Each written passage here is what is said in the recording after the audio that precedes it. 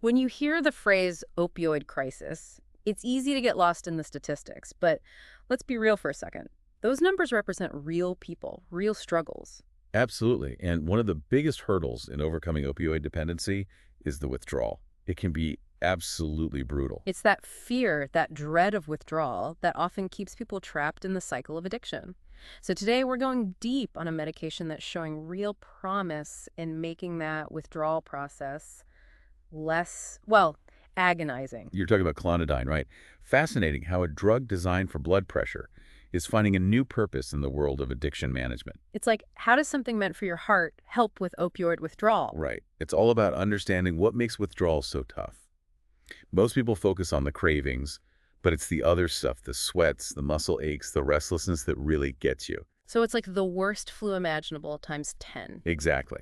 And that's where Clonidine comes in. Yeah. It doesn't erase the cravings, but it dials down those other agonizing symptoms. Think of it like turning down the volume on an overactive alarm system. So basically, it's about making the whole detox process more manageable. Precisely. And when you can ease those physical symptoms, people can actually focus on the mental and emotional aspects of recovery. It's huge. Okay, that makes a lot of sense. But let's talk timelines for a sec. With traditional detox, we're talking months, right? Yeah, usually. But here's the thing with Clonidine. Some people can get through detox in under 2 weeks. Wow, that's a game changer. 2 weeks versus a few months is a huge difference for someone going through it. Now, I know Clonidine comes in a couple of forms, pills and patches. Any reason to choose one over the other? It really depends on the person. Pills give you more flexibility with dosage, but the patches offer this consistent, slow release of medication throughout the week. So, it's about finding what works best for the individual. There's that word again, individualized. It seems like there's no one-size-fits-all in addiction treatment. But before we get too far ahead, let's take a step back and talk about Clonidine's primary use, blood pressure. Right, of course. Untreated high blood pressure is a serious issue. They don't call it a silent killer for nothing. You might not feel it, but it can wreak havoc on your blood vessels, putting you at risk for a heart attack, stroke, even kidney failure. It's not something to mess around with. It's scary stuff. Really puts things in perspective, like even when a medication has these other uses, its main purpose is still so important.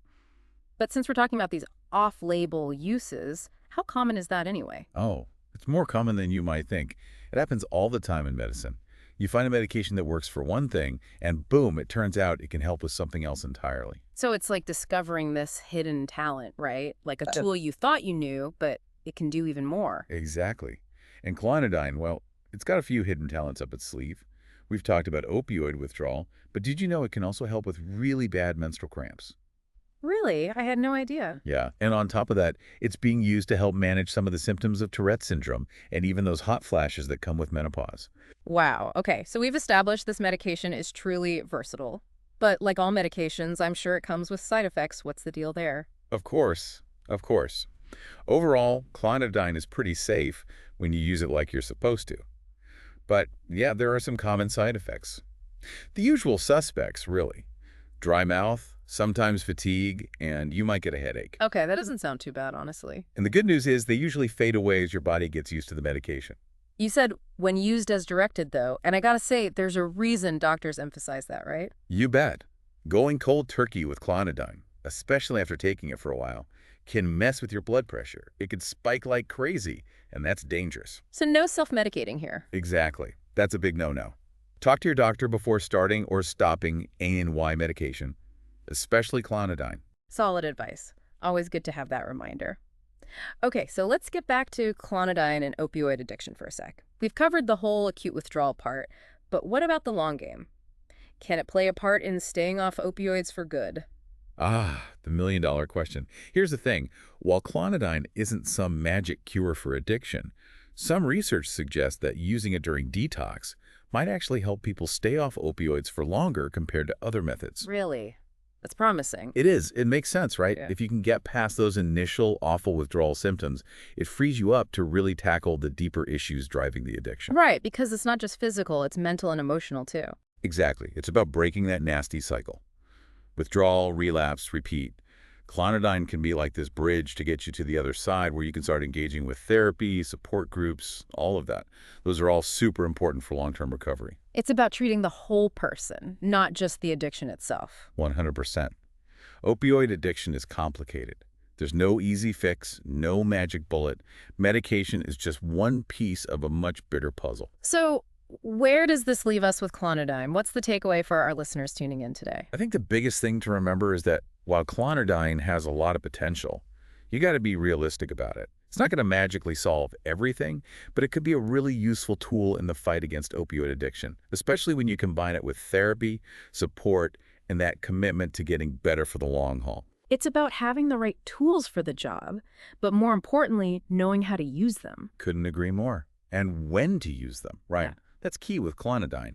It's not a solo act, more like a bridge to something bigger, something that lasts. This whole conversation has been eye-opening. Yeah. Addiction is way more complex than I think people realize. It really is, and that's why it's so important to explore every single option, every avenue for treatment. That's what we're here for, right? Yeah, exactly. So as we wrap things up here, is there one thought you want to leave our listeners with when it comes to Clonidine, opioid addiction, all of it? Ooh, that's a good one. Let me see. I think the biggest thing to remember is that, yeah, medication can be a huge help.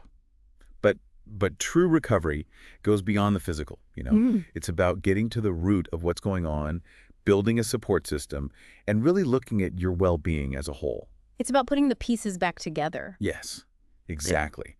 Clonidine, it might help you weather the storm, but to stay on solid ground, you need that bigger picture. And never forget, never, ever be ashamed to ask for help. Explore all your options. Recovery is out there, and it is worth it. Couldn't have said it better myself. To everyone listening, we hope this deep dive gave you some things to think about, some hope, maybe even some answers. Until next time, keep asking those tough questions and never stop searching for those answers.